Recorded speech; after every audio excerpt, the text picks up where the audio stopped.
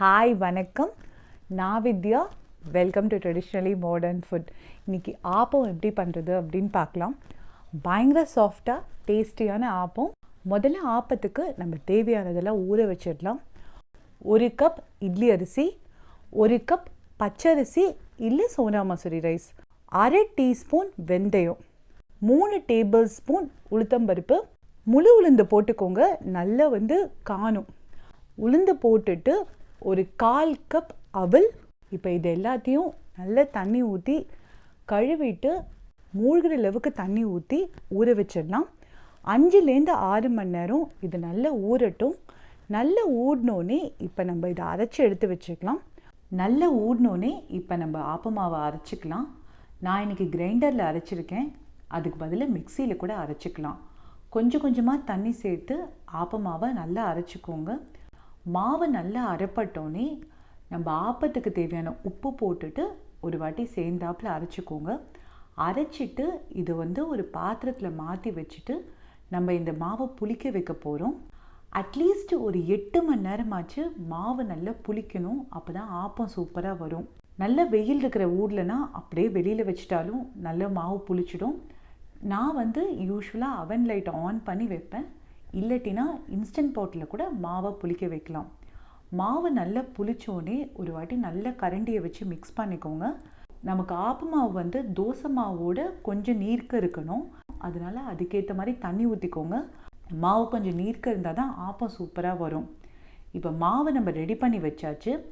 எப்போ நம்ம ஆப்பம் வாக்க போகிறோமோ அதுக்கு ஒரு 15 மினிட்ஸ்க்கு முன்னாடி அந்த ஆப்ப மாவில் 1 டீஸ்பூன் சர்க்கரை, அதுக்கப்புறம் 1 டீஸ்பூன் பேக்கிங் சோடா. உங்ககிட்ட பேக்கிங் சோடா இல்லைன்னா அதுக்கு பதிலாக ஈனோ கூட போட்டுக்கலாம். பேக்கிங் சோடாவும் சர்க்கரையும் போட்டுட்டு நல்லா மிக்ஸ் பண்ணி விட்டுக்கோங்க. எப்போவுமே ஃப்ரெஷ் பேக்கிங் சோடாவே போட்டுக்கோங்க. அப்போ தான் நீங்கள் போட்டோன்னே நல்லா மிக்ஸ் பண்ணும்போது மாவில் அங்கங்கே நுரை பபிள்ஸ் வரும். அப்போ நமக்கு ஆப்ப மாவு கரெக்டாக இருக்குதுன்னு அர்த்தம். நல்லா மிக்ஸ் பண்ணி விட்டுட்டு ஒரு 15 மினிட்ஸ் அப்படியே வச்சுருங்க. 15 நிமிஷம் கழித்து நம்ம இப்போ ஆப்பம் வார்த்துக்கலாம். ஆப்ப பேனை வச்சுட்டு அடுப்பை மிதமான சூடில் ஆன் பண்ணிவிட்டு பேன் லைட்டாக ஹீட் ஆகட்டும். ரொம்ப தலை புகை வர வேண்டாம். பேன் ஓரளவுக்கு சூடானோடனே இப்போ அதில் கொஞ்சோண்டு எண்ணெய் தடவிக்கோங்க. இந்த மாதிரி ப்ரஷ் இருந்ததுன்னா ஆப்ப பேனை சுற்றி எண்ணெய் தடவிக்கோங்க. இப்போ நல்ல ஒரு கரண்டி தாராளமாக மாவு ஊற்றிட்டு அந்த பேனோட 2 பக்கமும் பொடியை வச்சு நல்லா ரொட்டேட் பண்ணி விட்டிங்கன்னா ஆப்பம் நல்லா ஸ்ப்ரெட் ஆகும். ஸ்ப்ரெட் ஆனோடனே மூடி வச்சுடுங்க. மூடி போட்டுட்டு ஒரு 30 to 40 செகண்ட்ஸ் ஆப்பம் நல்லா வேகட்டும். அதுக்கப்புறம் திறந்து பார்த்தீங்கன்னா ஆப்பம் நல்லா வெந்து சாஃப்டாக வரும். நல்ல சென்டரில் குக்காக இருக்கும். நல்ல குக்காயிடுச்சுன்னா அதை எடுத்துடுங்க. ஆப்பத்தை திருப்பி போட வேண்டாம். ஆப்பத்துக்கு நான் இன்றைக்கி பேக்கிங் சோடா போட்டிருக்கேன். அதுக்கு பதிலாக வேணும்னா ஈனோ போட்டுக்கலாம். அதே மாதிரி நான் இன்றைக்கி தண்ணி ஊற்றி தான் ஆப்பம் அரைச்சிருக்கேன்.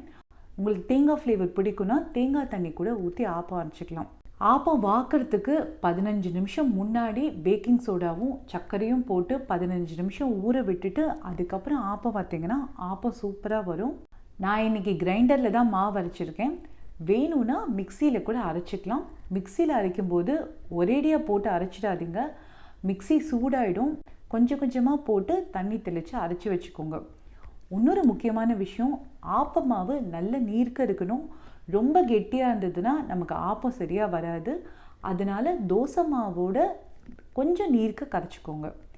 அவ்வளோதாங்க ஆப்பம். கண்டிப்பாக இந்த ஆப்பத்தை ட்ரை பண்ணி பாருங்கள், உங்களுக்கும் பிடிக்கும். இந்த வீடியோ உங்களுக்கு பிடிச்சதுன்னா லைக் பண்ணி TMF சப்ஸ்கிரைப் பண்ணிவிடுங்க.